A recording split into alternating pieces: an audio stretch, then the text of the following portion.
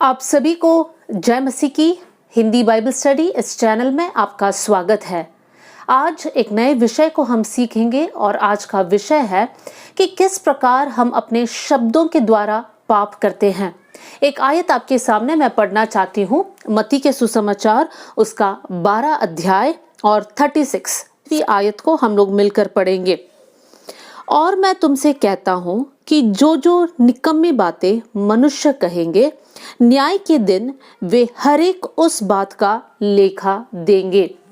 इस आयत में यीशु मसीह अपने शब्दों से कहता है कि जो जो शब्द हम लोग कहेंगे उसका लेखा हमें एक दिन परमेश्वर के सामने देना पड़ेगा। इंग्लिश बाइबल में इस प्रकार लिखा है कि जो जो केयरलेस वर्ड, मतलब लापरवाही के साथ भी जो जो बातें हम बोल देते हैं, बिना सोचे बिना समझे हम कभी कभी यूं ही बोल देते हैं, उन शब्दों का लेखा भी हमें परमेश्वर के सामने देना पड़ेगा। दाऊद की प्रार्थना की तरफ हम जाते हैं।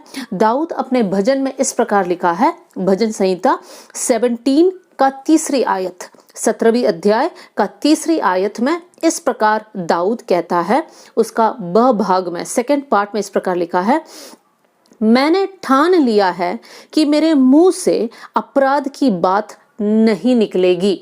यहाँ पर दाऊद अपने भजन में लिखता है कि मैंने ये ठान लिया है कि मेरे मुंह से अपराध या पाप का शब्द नहीं निकलेगा। साथ में भजन संहिता 39 का पहली आयत को भी हम लोग देखेंगे। वहां पर इस प्रकार लिखा है, मैंने कहा मैं अपनी चाल चलन में चौकसी करूंगा ताकि मेरे जीभ से पाप ना हो। जब तक दुष्ट मेरे सामने है तब तक मैं लगाम लगाए अपना मुंह बंद किए रहूंगा। यहाँ पर अपने जीभ या मुंह के शब्दों के बारे में दाऊद दो बातों को कहता है, मेरी जीभ से पाप ना हो, और दूसरी बात अपना मुंह पर वो पहरुए या मुंह को बंद कर कर रखेगा। दाऊद अपने मुंह के शब्दों पर बहुत ख्याल रखा, इसलिए अपने भजन में एक आयत में दाऊद इस प्रकार कहता है कि मेरे मुंह के शब्द और मेरे हृदय का ध्यान हे परमेश्वर आपके सामने ग्रहण योग्य होने पाए। और हमने मत्ती के सुसमाचार में ये पढ़ा कि हर एक शब्द का हमें लेखा देना पड़ेगा। तो प्रियो, आज इस वीडियो के द्वारा हम लोग ये सीखेंगे कि हमारे मुंह के शब्दों के द्वारा कैसे हम पाप कर देते हैं, कैसे हमारा जीवन में पाप होता है, कौन कौन से प्रकार के शब्द को हम इस्तेमाल करते हैं जिस कारण हम पाप में फंस जाते हैं। नीति वचन में लिखा है, जीभ में मृत्यु और जीवन दोनों का सामर्थ होता है। आप कौन से सामर्थ को इस्तेमाल करते हैं, जीवन का सामर्थ या मृत्यु का सामर्थ? मृत्यु के शब्द कौन कौन से हैं, उन पाप में शब्द कौन कौन से हैं कर हम लोग सीखेंगे। गलत शब्दों का प्रयोग में हम 10 बातों की तरफ हमारे ध्यान को केंद्रित करेंगे, लेकिन सबसे पहली बात जो हम लोग फोकस करेंगे वो ये है कि हमारे मुंह से हम झूठ बोलते हैं। बाइबल में लिखा है कि शैतान झूठा है और झूठ का पिता है। और बाइबल में ये भी लिखा है, मत्ती का सुसमाचार उसका 5वें अध्याय में, कि तुम्हारा हाँ हाँ होने पाए और ना ना होने पाए।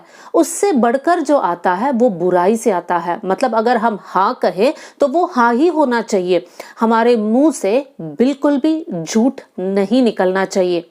मेरे प्रिय भाई बहनों, हमारे रोज के जीवन में, हमारे रोज के लेन देन में, एक दूसरे के साथ जो व्यवहार है उसमें हर एक बार हमें यही ध्यान देना होगा कि हमारे मुंह से एक भी झूठ ना निकले।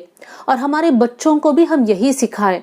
अगर हमारे बच्चे होमवर्क नहीं किया और मैम ने पूछा क्यों होमवर्क नहीं किया, तो हमारे बच्चों को सिखाएं कि भले उन्हें पनिशमेंट मिले, भले उन्हें एक डांट मिले, तब भी उन्हें सच बोलना है। कोई भी बहाना वहां पर बोलना नहीं, कोई भी कहानी वहां पर बोलना नहीं है, लेकिन जो सच है वही बोलना है। तो हम लोग हमारे जीवन में भी यही ध्यान दें। अगर हमसे कोई पूछे कि आप आराधना में क्यों नहीं आए, तो सच ही निकलना चाहिए, वहां पर कोई बहाना नहीं होना चाहिए। अगर हमारे बॉस हमसे पूछा क्या आप लेट आए या आप लेट क्यों आए, इन सारी बातों में वहां पर हमारे मुंह से सच निकलना चाहिए। हम बाइबल में एक घटना देख सकते हैं जहां पर हनन्याह और सफीरा पतरस के सामने आकर झूठ बोलते हैं। तब परमेश्वर का चेला उनसे पूछता है, तुमने पवित्र आत्मा के खिलाफ कैसे झूठ बोला? देखिए, हनन्याह और सफीरा ने पतरस के सामने झूठ बोला, लेकिन पतरस किस प्रकार उसको रखता है कि तुमने पवित्र आत्मा के खिलाफ क्यों झूठ बोला है। इसका मतलब जब हनन्याह और सफीरा ने पतरस से झूठ बोला, वो सच में परमेश्वर से झूठ बोल रहे थे। इसका मतलब हमारे जीवन में भी जब हम किसी से झूठ बोलते हैं तो वास्तव में हम परमेश्वर के सामने झूठ बोल रहे हैं। तो परमेश्वर के सामने हमने पाप किया है। और साथ में हमें यह भी ध्यान रखना है, 10 आज्ञाओं में से एक आज्ञा यह है कि तुम्हें किसी के खिलाफ झूठी साक्षी नहीं देना। भले पैसे का लालच होगा या कोई आपको पैसे देंगे और बोलेंगे मेरे लिए ये टेस्टिमनी दो, मेरे लिए ये गवाही दो, कहीं पर भी हमें झूठ का साथ नहीं देना है। तो मेरे प्रिय भाई बहनों, हमारे मुंह से एक भी झूठी बात ना निकले। दूसरी बात, हमारे मुंह से हम किसी का भी चुगली नहीं करना चाहिए, अफवाह फैलाना नहीं चाहिए। यहाँ की बात वहां जाकर कहना या यहाँ की बात उसमें बढ़ा चढ़ाकर और भी मसाला डालकर कहीं और जाकर कहना, ये हमारा आदत कभी नहीं होना चाहिए। संसार में लोग चाहते हैं एक दूसरे की बात करे, जब वो इंसान सामने नहीं होता है तब उनकी पीठ पीछे उनकी बुराई होती है या उनके घर में क्या क्या हो रहा है वो डिस्कशन होता है। बड़ा अच्छा लगता है ऐसी बातें करने और सुनने में। नीति वचन 18वीं अध्याय और 8वीं आयत में इस प्रकार की बातों के बारे में कहा है, कानाफूसी करने वाले के वचन स्वादिष्ट भोजन के समान लगते हैं, वे पेट में पच जाते हैं। यहाँ पर लिखा है जो कानाफूसी करते हैं उनका भोजन बड़ा स्वादिष्ट होता है, मतलब लोगों को बहुत अच्छा लगता है किसी और की बात सुनना और किसी और की बात चर्चा करना। लेकिन प्रियो, हम परमेश्वर के बच्चे हैं, सबके जैसे नहीं हैं, हम अलग रहने वाले लोग हैं, संसार से अलग, संसार से हटकर। इसलिए हमारे मुंह से किसी और की बात या किसी और की बुराई नहीं होना चाहिए। हमेशा अपने आप से पूछिए, क्या मेरा ये बोलना जरूरी है? क्या मेरा ये बोलने से किसी और को किसी और के प्रति नफरत पैदा होता है या कोई बुरा विचार उनके मन में आता है या कोई पाप में गिर जाएगा या किसी के नज़र में वो लोग गिर जाएंगे? ये सारी बातों को सोचना है, अपने आप से पूछना है। और अगर आपका जवाब ये है कि हाँ, मुझे इससे ये बोलने से कोई फ़ायदा नहीं है या किसी सुनने वाले इंसान को कोई फ़ायदा नहीं है, तो आपको वो बात वहाँ पर नहीं करना चाहिए। शैतान बहुत चालाक है, वो हमें इस प्रकार के पाप में फंसाना चाहता है। वो कलीसिया वालों की डिस्कशंस या आपके पास्टर का डिस्कशंस, इस प्रकार की बातों में आपको लगाना चाहता है। लेकिन हमें सावधान रहना चाहिए और शैतान की चाल में बिल्कुल भी फंसना नहीं चाहिए। शैतान अदन के वाटिका में आया और हवा से पूछा, क्या सच में परमेश्वर ने कहा था कि इस पेड़ का फल नहीं खाना? देखिए, शैतान वहां पर आकर इस प्रकार की एक बात क्यों कहता है? परमेश्वर ने जो बोला था वो बोल दिया था, लेकिन शैतान आके क्या सच में ऐसा बोला था? ऐसे ही था, मतलब वर्ड्स को वहां पे ट्विस्ट करता है, वर्ड्स को, शब्दों को मरोड़ता है और इनका इंसान को जो है गुमराह कर देता है। उसी समान लोग हमें गुमराह देंगे या हम लोगों को बेवकूफ बना सकते हैं, लेकिन इस प्रकार की बातें हमारे मुंह से कभी ना निकलने पाए। पहला तीमुथियुस से एक आयत को पढ़ना चाहती हूँ, पहला तीमुथियुस 5:13 आयत, उस आयत को आपके सामने मैं रखना चाहती हूँ। वहां पर इस प्रकार लिखा है, इसके साथ ही साथ वे घर घर फिरकर आलसी होना सीखते हैं और केवल आलसी नहीं पर बकबक करती रहती और दूसरों के काम में हाथ भी डालती है और अनुचित बातें बोलती है। आलसी लोग जो कुछ और काम नहीं करते हैं लेकिन बकबक करते हैं, दूसरों के काम में अड़चन लेकर आते हैं, दूसरों के काम में अपना हाथ को डालते हैं और वहां पर एक प्रॉब्लम्स क्रिएट करता है। ऐसे लोगों से सावधान रहना है और हमें ऐसे झुंड में बिल्कुल भी शामिल नहीं होना चाहिए। तीसरी प्रकार की बातें, जिस प्रकार के शब्द हम इस्तेमाल करते हैं और परमेश्वर के खिलाफ पाप करते हैं, वो है शिकायत करना। हमारे शब्दों में हम बहुत से वक्त शिकायत करते हैं, हम सवालों को पूछते हैं। एक अगर छोटे बच्चों का एक क्लासरूम का सीन को हम लोग देखेंगे तो बच्चे आपस में शिकायत करते हैं, मैम से बोलते हैं, मैम इसने मेरा पेंसिल लिया, उसने मुझे देखा, इसने मुझे मारा। इस प्रकार की बातें जो है वो लोग मैम के सामने रखना चाहते हैं। जब हम परमेश्वर के सामने जीवन जीते हैं, बहुत से वक्त हम शिकायत करते हैं। हम परमेश्वर से कहते हैं, प्रभु हम पवित्र जीवन नहीं बिता सकते हैं क्योंकि मेरे घर में इस प्रकार का प्रॉब्लम हो रहा है, उसके कारण मैं अपना जीवन सही से नहीं बिता पा रही हूँ या पा रहा हूँ। उस इंसान की वजह से या मेरे पति के कारण या मेरे पत्नी के कारण मैं अच्छे से प्रार्थना नहीं कर पाता हूँ या नहीं कर पाती हूँ क्योंकि वो लोग हमेशा लड़ाई करते रहते हैं। इस प्रकार की बातें हम परमेश्वर के सामने रखते हैं। या परमेश्वर मेरा तनख्वाह कम है ना, इसलिए मुझे ज्यादा काम करना पड़ता है और ज्यादा काम करने के बाद मैं थक जाता हूँ, तो कैसे मैं प्रार्थना करूँ प्रभु। इस प्रकार की बातें हम परमेश्वर से कहते हैं। मतलब हम परमेश्वर के उपकारों को याद नहीं करते हैं, लेकिन कमियों को निकालकर परमेश्वर के सामने हम रखते हैं। परमेश्वर से पूछते हैं, परमेश्वर आपके पीछे इतने सालों से हम चल रहे, क्या फायदा हुआ, क्यों हम आपके पीछे चल रहे हैं। इस प्रकार की बातें या इस प्रकार की सोच आपके मन में आ सकता है। ये सारी बातें शिकायत करना होता है। इस प्रकार की बातें हमारे मुंह से नहीं निकलना चाहिए। हमेशा हमें याद रखना है, जब भी शिकायत करने का एक मन आता है, उस समय पर हम परमेश्वर के वचन पर ध्यान दीजिए। परमेश्वर के वचन में क्या लिखा है, परमेश्वर की आयतों को याद करें। उदाहरण के लिए भजन संहिता 103 में इस प्रकार लिखा है, हे मेरे मन प्रभु को धन्य कह और जो कुछ मुझ में है उसको धन्य कह और उसको किसी उपकार को नहीं भूलना। इस प्रकार की एक आयत है, मतलब किसी भी उपकार को नहीं भूलना। जब हम परमेश्वर की उपकार को, परमेश्वर की आशीषों को हमारे जीवन में हम याद रखेंगे, उस समय पर हम कभी भी परमेश्वर के खिलाफ पाप नहीं करेंगे, शिकायत नहीं करेंगे। तो परमेश्वर के खिलाफ शिकायत नहीं करना, किसी इंसान के खिलाफ भी शिकायत नहीं करना। कभी कभी हम मौसम के खिलाफ भी शिकायत करते, उफ कितनी गर्मी है, कितनी ठंड है, इस ठंड में कैसे हम काम करेंगे, कैसे हम जिएंगे। मतलब जो जो बातें हमारे नियंत्रण में है ही नहीं, उन सारी बातों को लेकर जब हम शिकायत करते हैं तो उससे क्या फायदा। तो इन सारी बातों पर हमें ध्यान देना है कि हमारे शब्द में कभी भी शिकायत ना रहे। चौथी बात, शिकायत के बाद हम देख सकते हैं बहुत से वक्त अपने शब्दों से हम कुड़कुड़ाते हैं। हमारी परिस्थिति, हमारे जीवन से हम खुश नहीं हैं, इसलिए हम कुड़कुड़ाने लगते हैं कि मेरे ही साथ ऐसा क्यों होता है, मुझे ही सारा दुख क्यों उठाना पड़ता है, मैं ही क्यों बीमार हो जाती हूँ, या मेरा ही जीवन में ऐसा दुख क्यों होना है, सभी लोग खुश हैं। इस प्रकार की बातें जो है हम लोग बोलते हैं तो वो कुड़कुड़ाना होता है। तो इस प्रकार के शब्द जब हम बोलते हैं, हम परमेश्वर के खिलाफ पाप करते हैं। इजराइलियों के बारे में लिखा गया है कि वो लोगों ने कुड़कुड़ाया और परमेश्वर उन लोगों से खुश नहीं था। मेरे प्रियो, जब हम कुड़कुड़ाते हैं, परमेश्वर हमसे खुश नहीं है। कुड़कुड़ाने का मतलब यह है कि हम हमारी परिस्थिति से संतुष्ट नहीं हैं, और जब हम संतुष्ट नहीं हैं तब हम लोग गलत शब्दों का इस्तेमाल करने लगता है। क्यों मेरे साथ ऐसे हुआ, क्यों मैं ऐसे हूं, इस प्रकार की शब्द जब आता है, इसका मतलब है हम संतुष्ट नहीं हैं, हम लोग प्रभु के प्रति आभारी नहीं हैं। मेरे प्रिय जनों, हमेशा याद रखिए, परमेश्वर ने किए हुए उपकारों को याद रखना। जैसे मैंने शिकायत के लिए कहा, वैसे ही कुड़कुड़ाने के विषय में आपको याद रखना है। परमेश्वर की उपकारों को याद कीजिए, हमेशा याद कीजिए परमेश्वर ने कैसे हमें चलाया, और वो परमेश्वर हमें कभी नहीं छोड़ेगा। हो सकता है आपकी परिस्थिति कठिन है, हो सकता है अकेलेपन से आप होकर जा रहे हैं, हो सकता है आर्थिक मुसीबत से आप होकर जा रहे हैं, टेंशन से आप होकर जा रहे हैं, लेकिन इसका मतलब ये नहीं कि परमेश्वर ने आपको छोड़ा है। इसका मतलब ये है कि आपके दुख के समय भी परमेश्वर आपके साथ है। इसलिए परमेश्वर के खिलाफ सवाल कभी भी नहीं पूछना कि क्यों मेरे साथ हो रहा है। हमेशा याद रखिए, आप मिट्टी हैं और परमेश्वर कुम्हार है। कुम्हार के पास पूरा अधिकार है कि जैसा वो चाहता है वैसा एक बर्तन हमें बनाए, और इसलिए परमेश्वर की इच्छा के लिए अपने आप को सौंप दीजिए।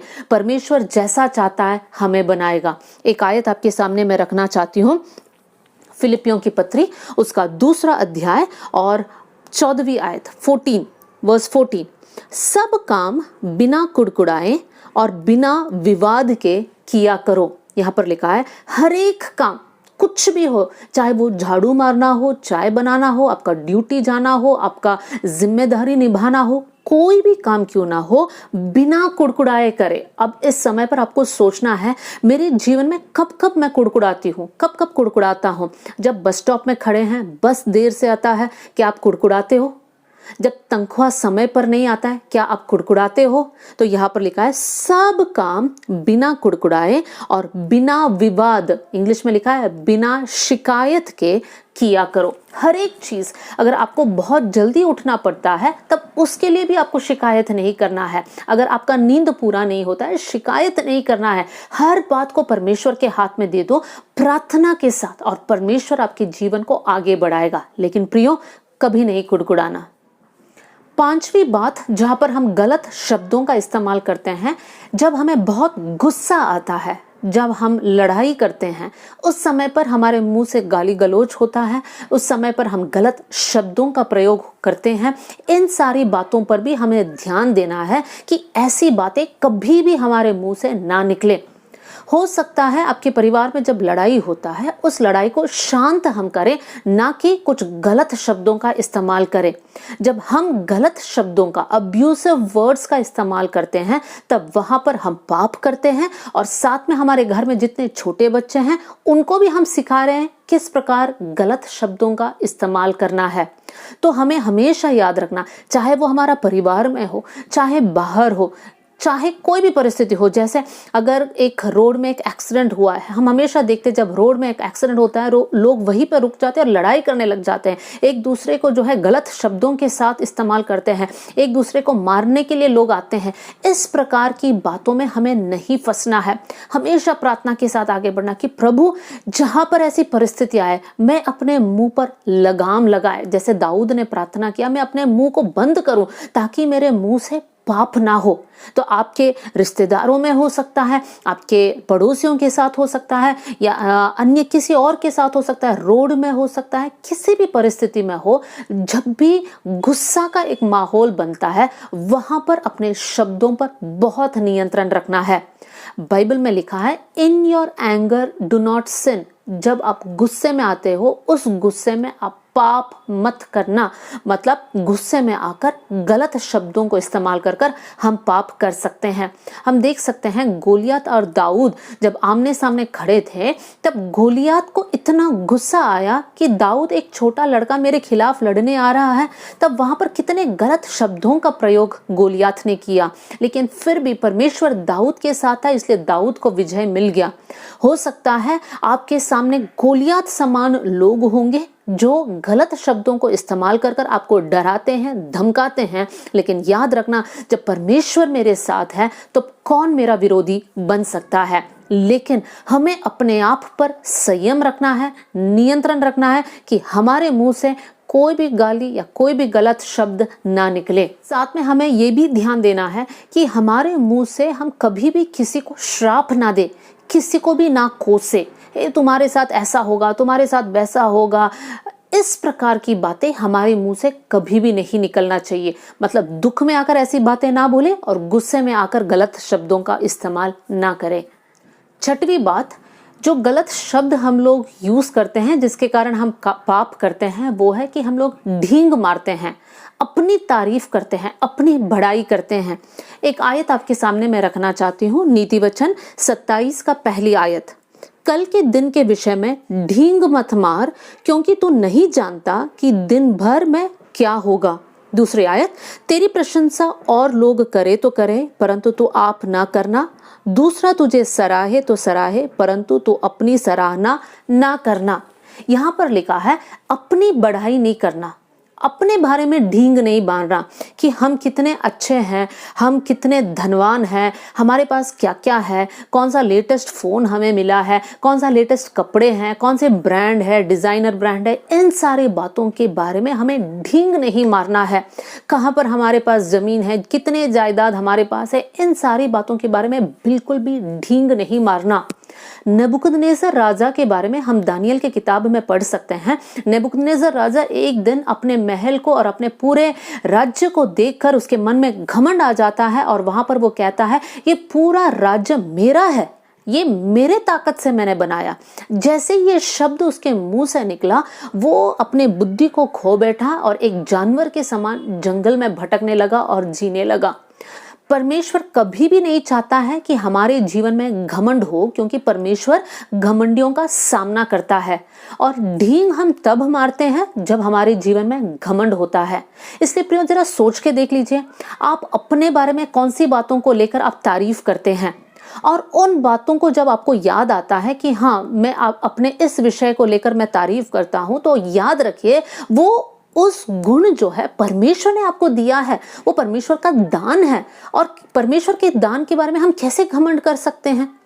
हम इस लायक नहीं थे, लेकिन परमेश्वर ने वो दान हमें दिया है। उस प्रकार हमें उस बातों को सोचकर, जैसे उदाहरण के लिए, अगर कोई अच्छे से गा सकता है तो उस गायिका के ऊपर घमंड नहीं करना कि मैंने वहां पर प्राइज जीता, यहां पर जाकर मैंने गाना गाया। किसी प्रकार की घमंडी शब्द या तारीफ के शब्द हमारे खुद के मुंह से नहीं निकलना चाहिए। बाइबल में लिखा है दूसरे करे तो करे, लेकिन खुद अपने बारे में हम ना करें, क्योंकि परमेश्वर नहीं चाहता है। लेकिन आपको याद रखना है, जैसे मैंने गाने के बारे में कहा, अगर अच्छे से गा सकते हैं वो परमेश्वर का वरदान है, और परमेश्वर का दिया हुआ दान के बारे में हम कैसे ढींग मार सकते हैं? हमने कुछ मेहनत कर कमाया नहीं है। उसी प्रकार चाहे वो आपका घर हो या कोई भी चीज हो या संपत्ति हो, हमेशा याद रखना परमेश्वर का अनुग्रह है मेरे जीवन में। एक और आयत को आपके सामने मैं रखना चाहती हूँ, और वो है याकूब के पत्री उसका 4 अध्याय और 13वीं और 14वीं आयत को आपके सामने पढ़ना चाहती हूँ। तुम जो ये कहते हो, आज या कल हम किसी और नगर में जाकर वहां 1 वर्ष बिताएंगे और व्यापार करेंगे, लाभ कमाएंगे, और यह नहीं जानते कि कल क्या होगा। सुन तो लो, तुम्हारा जीवन है ही क्या? तुम तो भाप के समान हो, जो थोड़ी देर दिखाई देती है फिर लोप हो जाती है। इसके विपरीत तुम्हें यह कहना चाहिए, यदि प्रभु चाहे तो हम जीवित रहेंगे और ये या वो काम भी हम करेंगे। मेरे प्रियो, यहाँ पर लिखा है कभी भी अपने बड़े बड़े प्लान्स को सबके सामने नहीं बोलना। हम वहां जाएंगे, व्यापार करेंगे, वहां पर लाभ कमाएंगे, प्रॉफिट कमाएंगे, यहाँ पर आएंगे, ये खरीदेंगे, वो इन्वेस्ट करेंगे। नहीं, हम इस प्रकार की प्लान्स बना सकते हैं, लेकिन हमारा जीवन भाप के समान है, जो आज है और कल नहीं है। हम में से किसी के पास ये गारंटी नहीं है कि कल के दिन हम जीवित रहेंगे। इसलिए हमें परमेश्वर पर भरोसा रखना और कहना है कि अगर प्रभु चाहे तो मैं इस प्रकार आगे बढ़ना चाहती हूँ, अगर प्रभु की इच्छा हो तब मैं ये काम को करूंगी। इस प्रकार की बातें हमारे मुंह से निकलना चाहिए। कभी भी ढींग हमारे मुंह से नहीं निकलना चाहिए। एक और उदाहरण है जहां पर हेरोदेस राजा बैठता है, लोगों से बात करता है, उसकी आवाज सुनकर लोग कहते हैं कि ये परमेश्वर की आवाज है। वहां पर हेरोदेस कभी भी नहीं कहता नहीं मैं परमेश्वर नहीं हूं। वो बड़ाई एक्सेप्ट करता है, परमेश्वर को मिलने वाला आदर को वो लेता है। और वहां पर हम देख सकते हैं कि हेरोदेस राजा वहीं पर कीड़े पड़कर मर गए। देखिए कितनी भयानक बात है। इसलिए हमें जांचना चाहिए। इंसान होने के नाते हम सब चाहते हैं कि कहीं ना कहीं लोग हमें तारीफ करें और हम जो है थोड़ा सा लाइमलाइट में आ जाएं, लेकिन हमें अपने लाइफ को चेक करना चाहिए। अगर हमारे अंदर अब भी ये विचार है कि लोग हमारी तारीफ करें या हम अपने आप की तारीफ करें, लोगों के सामने अपने जीवन को दिखावा कर दिखाएं, तो याद रखिए वो परमेश्वर के नजर में पाप है। 7वीं बात, किस प्रकार के शब्दों से हम परमेश्वर के सामने पाप करते हैं? चापलूसी के शब्द इस्तेमाल कर या दूसरों को फ्लैटर कर मतलब झूठी तारीफ कर जब हम दूसरों से अपना काम करवा लेते हैं, मतलब दूसरों को खुश करते हैं उनकी झूठी तारीफ कर तब उस प्रकार की बातों को जो हम चापलूसी कर कहते हैं, उन शब्दों का इस्तेमाल जब हम करते हैं हम पाप करते हैं। एक आयत आपके सामने मैं रखना चाहती हूँ, नीति वचन उसका 29वां अध्याय और 5 और 6वीं आयत।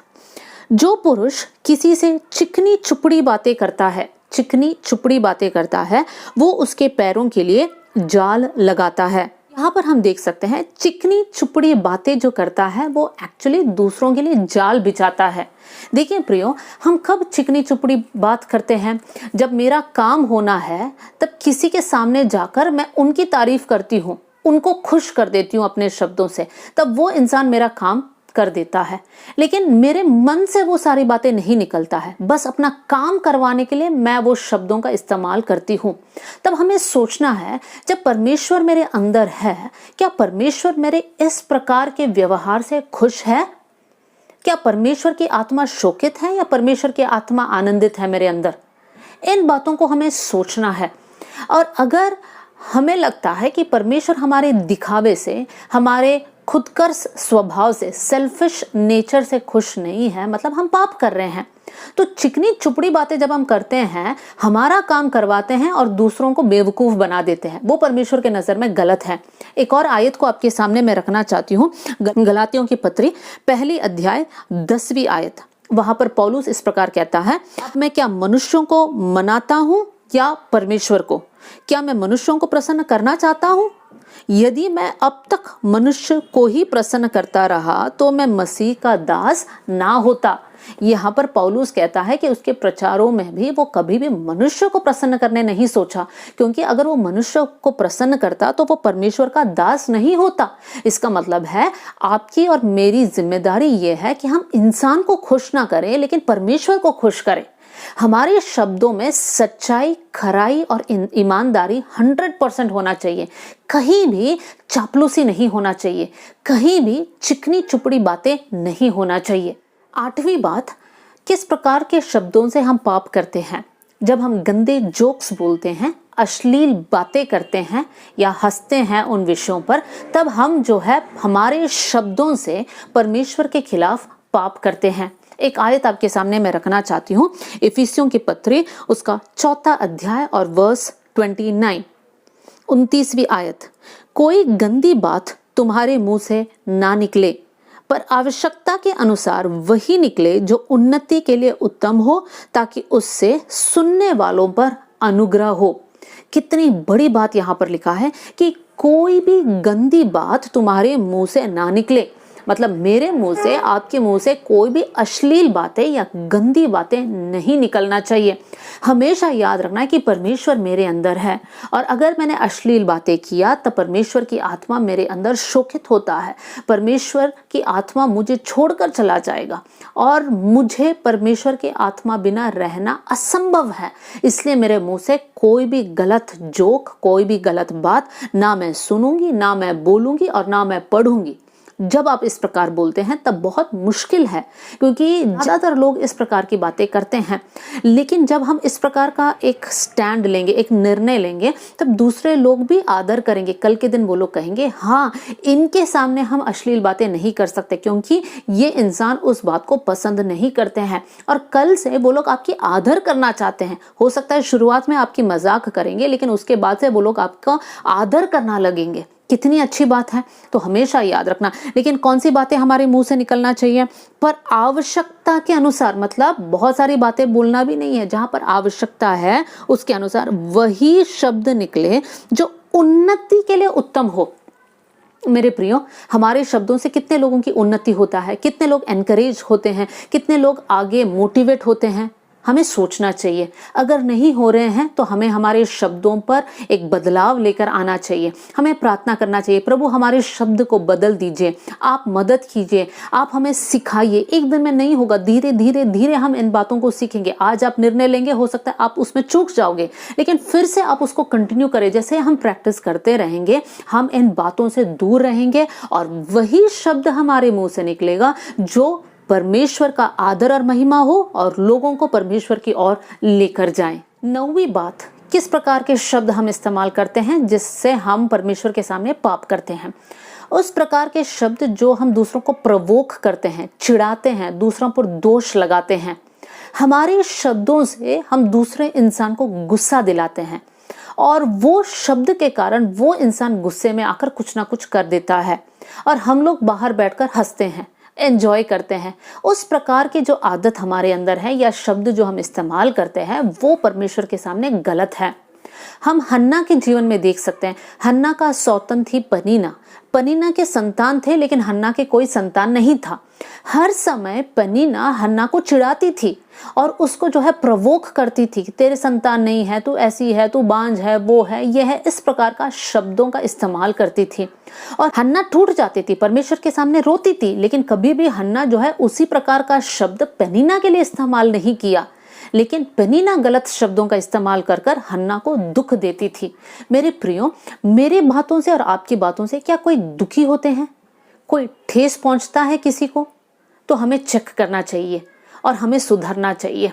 हमें प्रभु से प्रार्थना करना चाहिए, प्रभु मुझे मदद कर कि अगली बार मैं इस प्रकार की बातें ना करूं। हम इंसान है प्रियो, हम सब चूक जाते हैं, लेकिन हमारे साथ परमेश्वर है जो हमें सिखाता है, हमसे बात करता है कि तुमने गलत बोला। और जब हमें ये एहसास होता है, हमें माफ़ी मांगना चाहिए और पूरी कोशिश करना चाहिए प्रभु के मदद के साथ कि अगली बार हम ना करें। और इस प्रकार जब हम कोशिश करते रहते हैं, तब एक दिन हम लोग सिद्ध बनते जाते हैं और परमेश्वर की आदत हमारे अंदर आ जाता है। तो मेरे प्रियो, किसी को भी चिढ़ाना नहीं और किसी को भी दोष लगाना नहीं। अरे तुम दोषी हो, तुमने ये किया, तुमने वो किया, तुमने इस प्रकार का काम किया, इस प्रकार का, या 10 लोगों के सामने, अरे वो तो इस प्रकार का काम करने वाली है, वो तो उस प्रकार का काम करने वाला है, तुम चोरी किया, तुमने गलत शब्द इस्तेमाल किया, तुमने गलत पेपर पर साइन किया। इस प्रकार के शब्द जो है जब हम दूसरों के सामने किसी को कहते हैं, हम उसको दोषी ठहराते हैं। हम जानते हैं एक व्यभिचारी स्त्री को लेकर फरीसी लोग या दूसरे लोग लेकर यीशु के पास आए और यीशु से कहा क्या करना चाहिए इसके साथ। नियम तो कहता है कि इसके ऊपर पथराव करे, लेकिन यीशु मसीह क्या कहता है, जिसके अंदर एक भी दोष ना हो वो पहले पत्थर फेंक सकता है। मतलब अगर हमारे अंदर दोष नहीं है तो हम दूसरों को दोष दे सकते हैं, और ऐसा तो है नहीं, हम सबके अंदर कहीं ना कहीं गलतियां हैं। इसलिए हमें याद रखना चाहिए कि हम एक दूसरे को दोष ना लगाएं। एक आयत आपके सामने मैं पढ़ना चाहती हूँ और वो है याकूब की पत्री 5वीं अध्याय और 9वीं आयत। वहां पर इस प्रकार लिखा है, भाइयों और बहनों, एक दूसरे पर दोष ना लगाओ ताकि तुम दोषी ना ठहरो। देखो हाकिम द्वार पर खड़ा है। एक और आयत को आपके सामने रखना चाहती हूँ, मत्ती 7:1। दोष मत लगाओ कि तुम पर भी दोष ना लगाया जाए, क्योंकि जिस प्रकार तुम दोष लगाते हो उसी प्रकार तुम पर भी दोष लगाया जाएगा, और जिस नाप से तुम नापते हो उसी नाप से तुम्हारे लिए भी नापा जाएगा। हमारे शब्दों से हम दूसरों की गलतियां निकालते हैं, लेकिन हमेशा याद रखना है, जिस प्रकार हम दूसरों की गलतियां निकालते हैं, हमारा भी गलतियां लोग निकाल सकते हैं, जो हम नहीं चाहते हैं। इसलिए क्यों हम दूसरों की गलतियों को निकालें, क्यों हम दूसरों पर दोष लगाएं, क्यों दूसरों को हम चिढ़ाएं या प्रवोक करें। इन सारी बातों पर भी हमें ध्यान देना है कि हमारे मुंह से ऐसे शब्द ना निकले। 10वीं बात, हमारे मुंह से सेल्फ पिटी के शब्द निकलते हैं। मतलब हम लोग खुद के ऊपर तरस खाते हैं और ऐसे ऐसे शब्द बोलते हैं जिस कारण हम पाप कर देते हैं। जैसे हम बोलते हैं हम किसी चीज़ के लायक नहीं हैं, हम कुछ कर ही नहीं सकते हैं, हम तो सबसे बेकार है। इन सारी बातें जब हम बोलते हैं तब हम परमेश्वर के खिलाफ बोलते हैं, क्योंकि हमें याद रखना है कि परमेश्वर ने हमें श्रेष्ठ बनाया, परमेश्वर ने हमें अपने स्वरूप में बनाया। तो जब हम बोलते हैं हम बेकार है, तो हम परमेश्वर पर दोष लगा रहे कि परमेश्वर आपकी सृष्टि बेकार है। हमें ये भी याद रखना है, हमारी ढींग नहीं मारना, और साथ में ये भी याद रखना है कि हमें अपने आप को नीचा कर कर देख कर कुछ भी इस प्रकार की शब्दों को नहीं बोलना। हमेशा याद रखना कि हम परमेश्वर के संतान हैं, परमेश्वर के बेटे और बेटियां हैं। परमेश्वर ने हमें श्रेष्ठ बनाया, अनमोल बनाया। परमेश्वर हमसे बहुत प्रेम करता है, निस्वार्थ प्रेम करता है, और परमेश्वर हमारे लिए सबसे उत्तम चाहता है, सबसे श्रेष्ठ चाहता है। इसलिए जिस किसी परिस्थिति में है, हो सकता है बार बार हार आपके जीवन में आ रहा है, पराजय आपके जीवन में आ रहा है, लेकिन फिर भी आप अपने जीवन को मुड़कर देखिए, क्यों मेरे जीवन में पराजय आ रहा है। लेकिन उस समय पर आप एक कंक्लूजन वहां पर मत बनाइए कि मैं किसी काम के लायक नहीं हूं, मैं कुछ नहीं कर सकती हूँ। इस प्रकार की बातें ना कहे, क्योंकि हमेशा आप पॉजिटिव रहे, कहें कि परमेश्वर मेरे साथ है और परमेश्वर के सामर्थ्य के द्वारा मैं सब कुछ कर सकता हूँ, सब कुछ कर सकती हूँ। इसलिए जो बातें कठिन है, चाहे वो पढ़ाई में हो, चाहे आपके नौकरी में हो, चाहे आपके रिश्ते निभाने के क्षेत्र में हो, परमेश्वर से कहे प्रभु आपके सामर्थ्य मैं सब कुछ कर सकता हूँ और कर सकती हूँ। इसलिए परमेश्वर आप मेरे साथ रहिए। इस प्रकार के शब्द आपके मुंह से निकलना चाहिए। कभी भी अपने बारे में नेगेटिव बातों को मत कहना, वो परमेश्वर के नजर में पाप है। प्रियो, हमने अब तक 10 प्रकार की बातों पर ध्यान दिया जो इस्तेमाल करने से हम पाप करते हैं, परमेश्वर के खिलाफ हम हो जाते हैं। इसलिए इन सारी बातों पर हम ध्यान दीजिए, क्योंकि मत्ती के सुसमाचार में लिखा है कि हमारे मुंह से निकले हुए हर एक लापरवाही के शब्द, मतलब केयरलेस वर्ड या फिर निकम्मे शब्द का लेखा हमें परमेश्वर से देना होगा। इसलिए होने पाए हम दाऊद के समान परमेश्वर के सामने प्रार्थना करें कि प्रभु मेरे मुंह के शब्द, मेरे हृदय के ध्यान आपके सामने योग्य ठहरे। मैं अपने मुंह से अपराध ना करूं, लेकिन मैं अपने मुंह पर पहरुए रखूं ताकि मैं गलत शब्दों का इस्तेमाल ना करूं। प्रभु इन वचनों के साथ आप सबको बहुत आशीष दे। जय मसीह की।